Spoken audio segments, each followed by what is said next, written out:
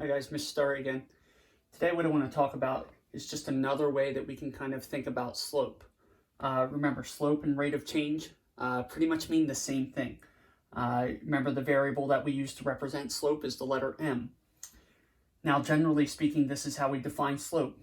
This little triangle is actually the Greek letter delta, which represents change in. So we read this as the change in y over the change in x.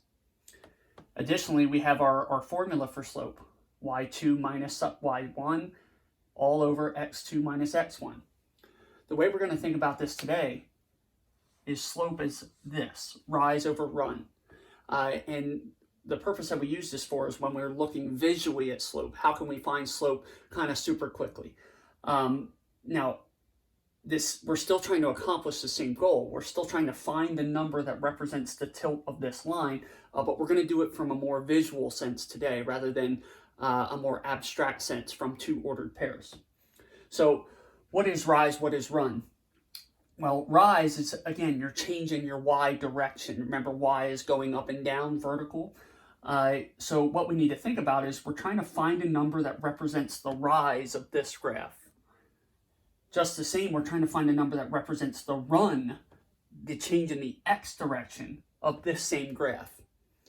And how slope is defined is the change in the y direction over the change in the x direction. So what I can do is I can pretty much mush these two numbers into one fraction, and I'll have my slope rather than having to run through this calculation. And I can do that purely from the graph. Some things we need to keep in mind is for rise, when we move in an upward direction, that's going to be a positive movement. For rise, when we move downward, that's going to be a negative movement. Similarly, for run, we're going to move, when we move to the right, that's a positive movement. When we move to the left, that's a negative movement. Now, here's kind of our steps that we got to go through. First thing we want to do is we want to identify two ordered pairs from our graph. Two ordered pairs that we can identify, whole number ordered pairs. Now, you can kind of look at this graph. I've kind of done that for you already. Number two is we're going to find the rise and run. And then last but not least, we're going to write the slope as rise over run. And this will tell us our slope of this graph. So let's think about this. We identified two ordered pairs. Now, the way we have to think about defining rise and run is we're going to travel from one of our ordered pairs to another one. All right? And we need to consider this. So let's start with rise, since that's going to be our numerator in our final answer. How much do I have to rise in order to get in line with this other ordered pair that I have identified? Well, let's count it out. We start here and we go 1, 2, 3 units. That was 3 units in the upward position, so that's going to be a positive 3. I like to write the plus there to help me remember that it was a positive movement. Now, we have to find run. What was our run? Well, our run is our movement in our x direction, so same thing. We can either continue off of here or we can kind of go back down here. I like to continue off of where I was already counting. So what's our run? Well, we move 1, 2 units to the right, which again, remember, is a positive movement. So that would be positive 2. So what I have is a rise of positive 3 and a run of positive 2. So simply all I need to do now is build my slope fraction. Well, remember, slope is defined as rise over run. So my rise number was positive 3. My run number is positive 2. The slope of that graph would be 3/2. For our second example, let's take a look at this line here. Notice that this line, just before we even start calculating anything, this line is oriented in a negative fashion. So what we should anticipate is when we get our slope number that we have a negative answer, just because of simply how the graph is oriented. Now, let's go through our steps. Identify two ordered pairs. Well, again, I've done that for you. Number 2, find rise and run. So let's do it. Let's rise. Now, notice what we do here. I'm going to start at this ordered pair here. And I'm going to rise 1, 2, 3. But notice that was 3 down in the downward direction. And remember, when we rise downward, that's a negative movement. So I actually rose negative 3. Now let's run.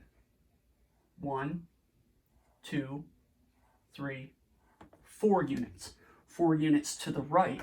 So what does that mean? Positive 4 to the right is a positive movement.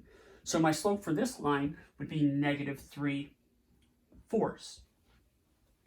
Now I want to show you just something little additional here.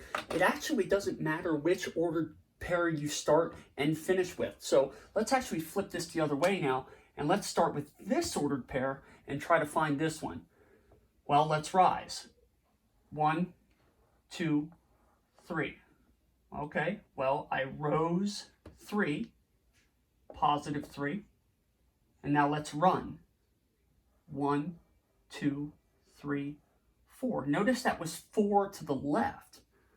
So I actually ran -4 in that case. Well, my slope could also be 3 over -4. And our understanding about fractions is, when we have a numerator or a denominator that's negative, we can kind of move that negative wherever we want in the fraction. So it doesn't matter which two of these answers you would get, both would be correct. For our last example, let's take a look at this graph. Again, we need to identify two ordered pairs. And again, I've done that for you right here and here. But please understand that not all graphs have ordered pairs identified with dots, okay, or points. You might have to do that. You might have to draw your own dots or ordered pairs on there that you can identify. Remember, we don't want to just draw dots on ordered pairs that are just kind of floating in space. We want identifiable ordered pairs that have whole number coordinates. Let's find our rise and run. So we're going to rise straight up. 1, 2, 3, 4, 5. So notice vertically, I went up 5. That's a +5. Okay, now we're ready to run. I'm now in line with my ordered pair, so let's run to it. 1. That was 1 to the right. Right again is a positive movement, so we're going to run +1. Now let's write our slope. Our rise was 5. Our run was +1. So our slope is 5 over 1. And what we understand about fractions is that any whole number over 1, or any number for that matter, can be written as just the numerator. So the slope of this line would actually be totally simplified as 5. That's all I have for you today, guys. We'll talk to you in the next one.